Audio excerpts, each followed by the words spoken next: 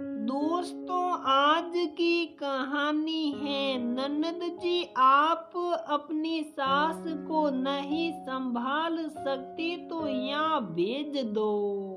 दोस्तों, कहानी शुरू करने से पहले अगर आपने हमारे चैनल को सब्सक्राइब नहीं किया है तो सब्सक्राइब कर लीजिए ताकि आपके पास पहुंचे हर नया वीडियो। सिया और वैभव की शादी को 5 साल हो चुके थे। 3 साल की प्यारी सी एक बेटी थी उनकी। सिया अपने सास ससुर के साथ रहती थी। सिया का स्वभाव पहले से ही मिलनसार था। वह अपनी सारी जिम्मेदारियों को बखूबी निभाती थी।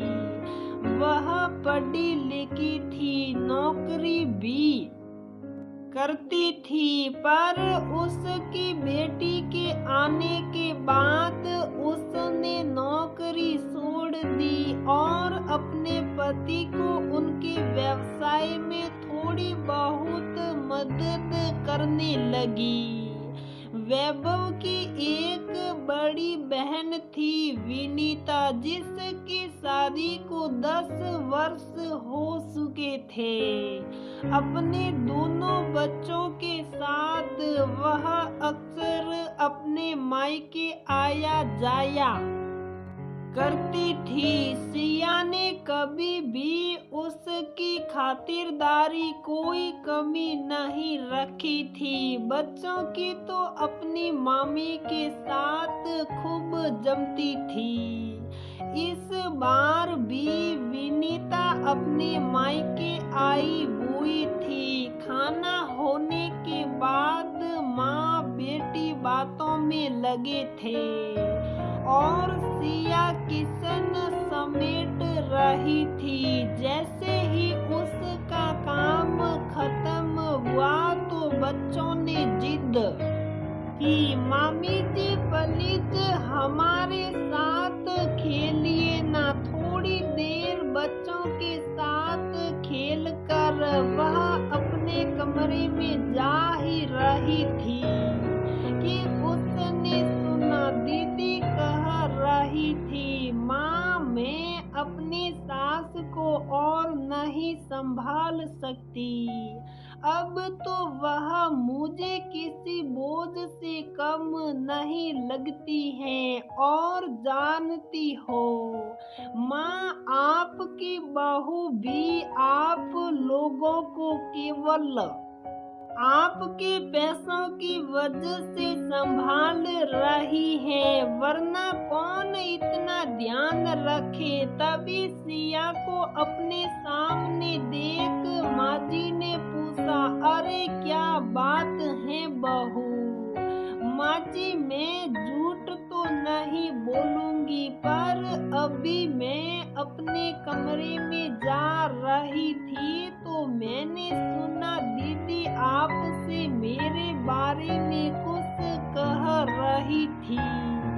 हाँ सिया, तुम ही बताओ क्या मैं कुछ गलत कह रही थी? विनीता ने पूछा। तभी माजी ने कहा, नहीं बेटा विनीता, तुम बिल्कुल सही कह रही थी कि हम लोगों के पास पैसा है, इसलिए हमारी बहू हमें पूछती है। सिया कुछ कहती उसके पहले ही विनीता ने कहा, देखो सिया, ये तो दुनियादारी है। अब तुम तो जानती हो ना कि मेरे ससुर जी इस दुनिया में नहीं रहे। सारी उम्र उन्होंने हमारे लिए कुछ नहीं किया और आखिर में बस मेरी सासू माँ का बोझ हम पर डालकर चले गए। पीछे ना ही कोई प्रॉपर्टी है और ना ही कोई बैंक बैलेंस। अब तुम ही बताओ, ऐसी हालत में मैं कैसे अपने सासू माँ को संभालूं। इतना ही नहीं, अब उनसे पहले जैसा काम भी नहीं होता, वह तो दिन रात बस आराम ही फरमाती रहती हैं। तुम्हारा क्या है सिया, ढेर सारी प्रॉपर्टी रखी है मेरे माँ पापा ने तुम लोगों के लिए। काश तुम्हारे जैसे नसीब मेरे भी होते, तो मैं भी अपनी सासू माँ को खुशी से संभालती। बस इतनी सी बात दीदी, एक काम करते हैं, हम ये सारी जमीन जायदाद आपके नाम कर देते हैं और साथ ही माँ जी और पापा जी की जिम्मेदारी भी आप पर सौंप देते हैं।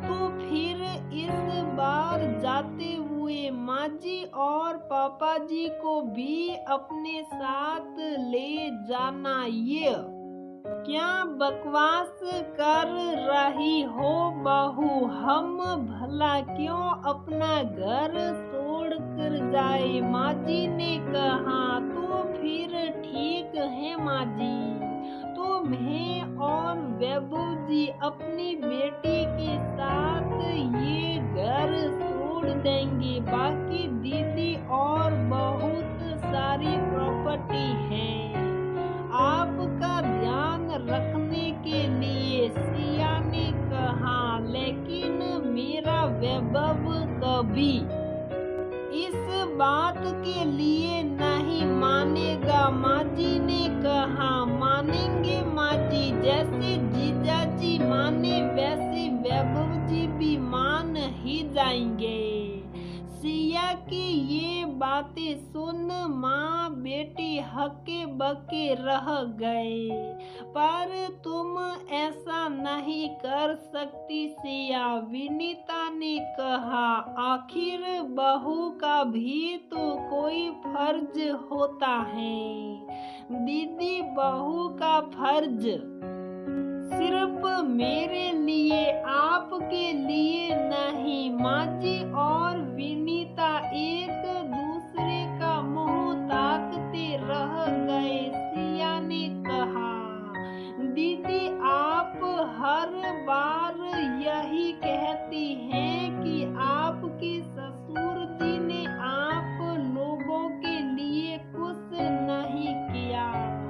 पर दीदी आप ही बताइए, आज जीजा जी जो व्यवसाय कर रहे हैं उसकी शुरुआत तो आप के ससुर जी ने ही की थी ना। साथ ही आपकी छोटी ननद की शादी हुई थी, तब आप ही ने बताया था कि उसका सारा खर्च आपके ससुर जी ने ही किया। जब तक वह थे तब तक आपको कभी उन पर 1 रुपया भी खर्च करना नहीं पड़ा था।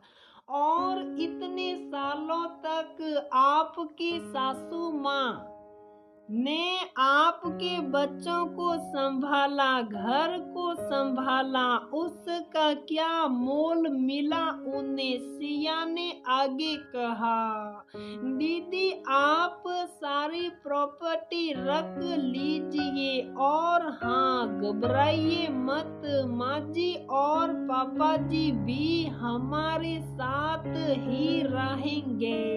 कम से कम हम इतना तो कमाते हैं कि अपने माँ जी और पापा जी को अपने साथ रख सके। हमें जमीन जायदाद का कोई लालच नहीं है। वैसे भी जिंदगी में खुश रहने के लिए बड़ों के आशीर्वाद ही काफी होते हैं।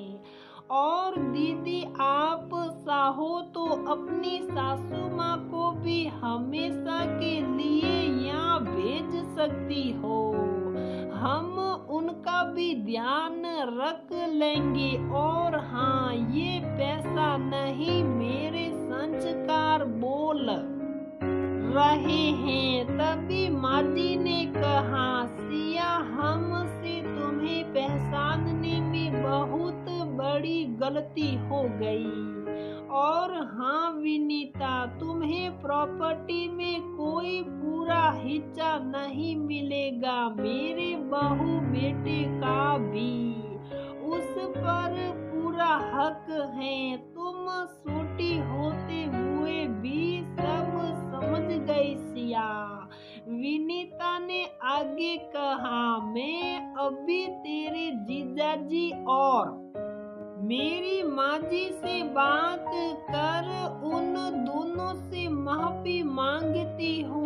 जी दीदी, तब तक मैं हम सब के लिए चाय और बच्चों के लिए चॉकलेट मिल्क शेक बनाती हूँ। ऐसा कहते हुए सिया किचन में चली गई। आज चाय पीते हुए विनीता को बेहद हल्का महसूस हो रहा था। आखिर उसने अपने किए की माफी जो मांगी थी। तो दोस्तों, हमारी ये कहानी यहीं पर समाप्त होती है। अगर आपको हमारी ये कहानी पसंद आती है तो प्लीज वीडियो को लाइक करें, शेयर करें और हमारे चैनल को सब्सक्राइब जरूर करें।